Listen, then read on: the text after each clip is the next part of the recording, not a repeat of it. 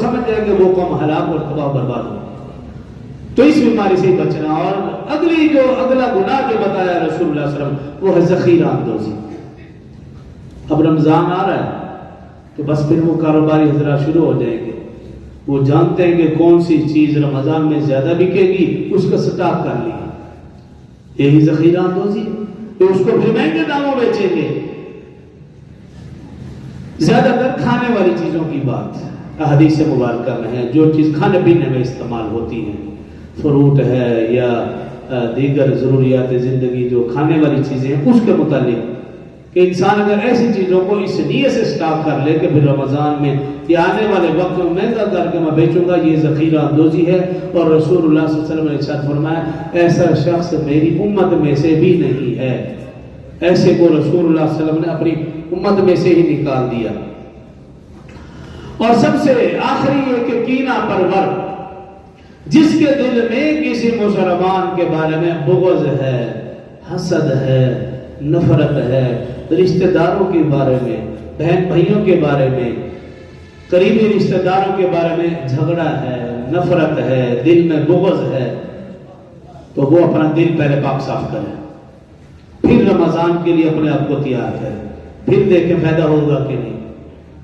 اگر میں نے اور آپ نے اپنے دل کو, اپنے جسم کو, ظاہر و باطن کو پاک صاف نہیں کیا, تیار نہیں کیا, تو پھر رمضان میں اس کا صحیح فائدہ ہوگا ہی نہیں. اور اگر پکی سچی توبہ کر لی, اللہ کا وعدہ ہے وَهُوَ الَّذِي يَقْبَلُ التَّوْبَةَ عَنْ عِبَادِهِ, وہی اللہ ہے جو بندوں کی توبہ قبول فرماتا ہے. وَيَعْفُو عَنِ السَّيِّئَاتِ, وہی گناہوں کو مٹاتا ہے. حدیث مبارکہ میں حضرت ابو ہریرہ رضی اللہ عنہ فرماتے ہیں رسول اللہ صلی اللہ علیہ وسلم نے ارشاد فرمایا اللہ جل شانہ فرماتے ہیں میں اپنے بندے کے ساتھ ویسے معاملہ کرتا ہوں جیسے وہ میرے ساتھ گمان کرتا ہے. اگر وہ یہ گمان کرے کہ اللہ غفور الرحیم ہے, میں اس کو بخش دوں گا. اور پھر فرمایا کہ اگر بندہ ایک بالشت میرے قریب آتا ہے, میں ایک ہاتھ اس کے قریب ہوتا ہوں. اگر وہ ایک ہاتھ میرے قریب ہے, میں 4 ہاتھ اس کے قریب ہوتا ہوں. اگر بندہ میری طرف چل کر آتا ہے, میں اس کی طرف دوڑ کر آتا ہوں. وہ اللہ تو میرے اور آپ کے انتظار میں ہے کہ یہ بندہ کب میرے در پر آئے, ہاتھ اٹھائے, جھولی پھیلائے, آنسو بہائے, میں اس کو بخش دوں. کمی میرے اور آپ کے اندر ہے. انسانوں سے غلطیاں اور کوتاہیاں ہوتی ہیں, فرشتوں سے نہیں.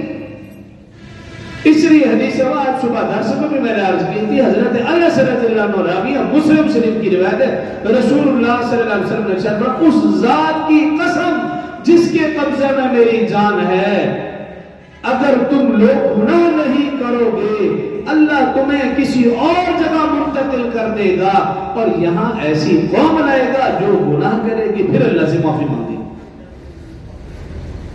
گناہ کرنے کے بعد اللہ سے معافی مانگنا یہ عمل اللہ کو بہت پسندیدہ ہے. اس لیے کہ حدیث مبارکہ میں یوں ہے, فرمایا رسول اللہ صلی اللہ علیہ وسلم نے سب سے اچھے گناہگار وہ ہیں, سب سے اچھے گناہگار فرمایا وہ ہیں جو توبہ میں جلدی کرتے ہیں, اور برے گناہگار وہ ہیں جو توبہ میں تاخیر کرتے ہیں.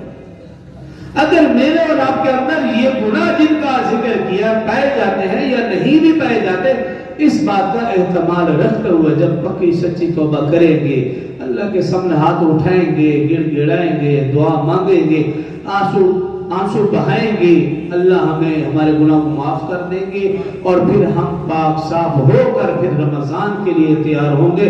پھر آپ دیکھیں کہ رمضان کا کتنا فائدہ ہوگا. اللہ سمجھنے اور عمل کی توفیق دے.